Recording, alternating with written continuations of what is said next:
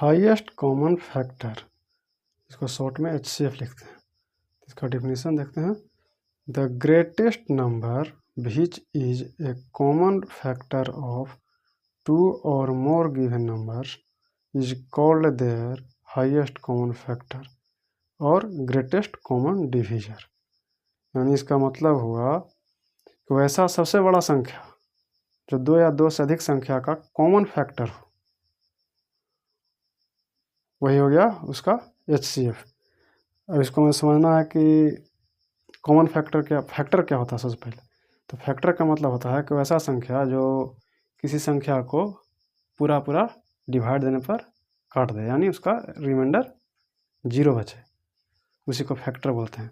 और यहाँ क्या है, जो फैक्टर तो हो लेकिन उसमें भी क्या कंडीशन क्या है, उसमें सबसे बड़ा फैक्टर हो, वही इसका HCF हो। जैसे वाक्य एग्जाम्पल से समझते हैं, बाकी क्लियर हो जाएगा वो।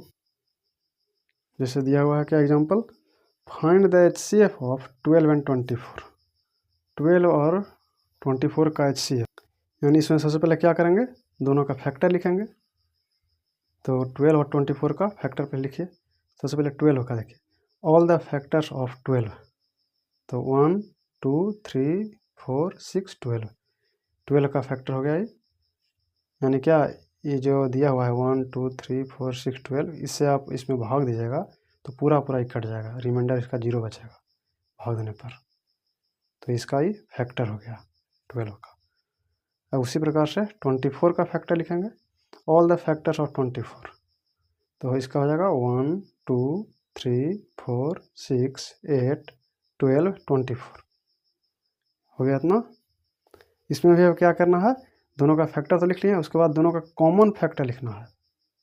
तो कॉमन फैक्टर्स ऑफ 12 and 24, यानी दोनों का जो हो फैक्टर, तो ये हो जाएगा 1 2 3 4 6 12, ये दोनों का कॉमन फैक्टर हो गया।